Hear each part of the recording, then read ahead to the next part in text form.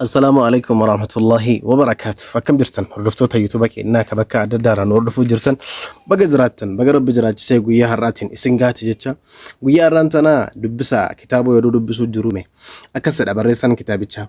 jireenyi yeroo hunda salphaa miti garuu guyyaan tokko gammachuu qaba guyyaan biraa ammoo qormaataa fi dhiphina qaba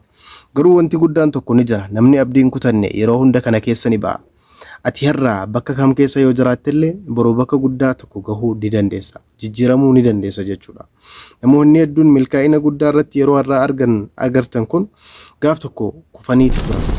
garuu namoota hedduu amma jiran keessaa wanni isaan adda godhu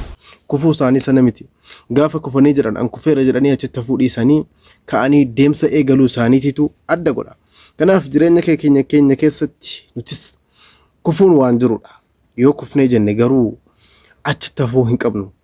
namni kamiyyuu jireenya isaa keessatti rakkoon isa mudachuu danda'a gaafa jireenya isaa keessatti rakkoon isa mudate achitti dhaabbachuu hin qabu ka'ee bakka kufe sanarraa itti fufuu qaba maaliif jennaan milkaa'inni guyyaa tokkoon dhufu hin jiru waan ta'eef milkaa'inni guyyaa tokkoon hin dhufu milkaa'inni argamuudhaaf obsa hojiidhaa fi yeroo gaafata obsa qabaatanii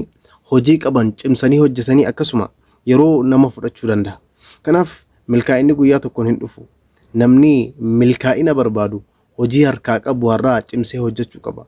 akkasuma gizee hunda rabbii isaa kadhachuu qaba akka rabbiin karoora isaa inni qabu kanarratti isaan karoora isaa galmaan gahu rabbii isaa waammachuu rabbii isaa kadhachuutu isarra jiraata jireenyi addunyaa asit dhaabbatti hin qabdu waan ta'eef jireenya duniyaa kanarratti namni kamiyyuu jireenya isaarraa fooyyessuudhaaf jijjiiruudhaaf tattaafata addunyaa kanarratti wanni namni akka hin jijjiiramne nama godhu yoo jiraate tokko namarratti hirkachuudha namarratti abbaa fedhe yoo ta'e haadha kee abbaa kee yoo ta'e illee nama tokko irratti hirkachuu hin qabdu jireenya kana keessatti namni siif jiru mataa kee qofadha nama tokko irratti hirkatta yoo taate jireenyi kee gaafa sana kufuu jalqabni kufaatii ilma namaadha gaafa nama tokko irratti hirkachuu jammareedha abalutu karanaaf godha gaafa jechuu jammarte kufaatiin kee jalqaba achirraa ta'a namni tokko jijjiiramuuf dura ofitti amanuu qaba ofitti amanamummaa qabaachuun jalqabbii milkaa'inaati jireenyi kun akkuma beekamu jijjiiramaa deemti haala jireenya jijjiiramaa kana keessa atis hojii jijjiiramaa deemuu qabu akkana jechuun hojii kee akka itti hojjettu yeroo keetii wajjin akka itti deemsisu beekuun sirra jiraata jechuudha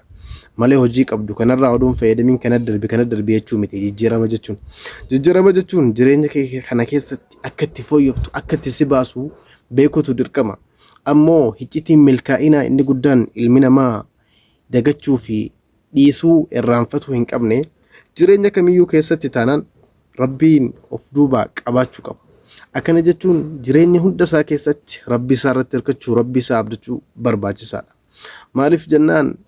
yoo rabbii kee of hirkaa qabaatte yaa rabbi jettee yoo gizee hunda gizee rakkoon si jabaattes rabbii kee kadhataa gizee ammoo gammachuun si mudate alhamdulillah jettee rabbii kee galateeffata haala kanaan deemta yoo ta'e jireenyi kee haala gaariidhaa fi haala laafaadhaan yeroo gabaabaa keessatti bakka guddaa geessee gammachuu dandeessa kanaaf jireenya keenya keessatti wanti guddaan anaaf isinirraa eegamu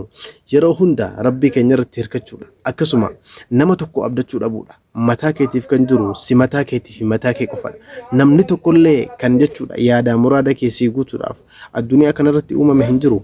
ati dandeettii addaa qabda nama tokkorra nama waa tokko eeggatin ati mataa kee fi mataa kee qofatu siif jira kanaaf jireenya kee keessatti nam tokko abdachuu sirraan barbaachisu wassalaamu alaikum warahmatullaahi wabarakaatuh nagaan jiraadha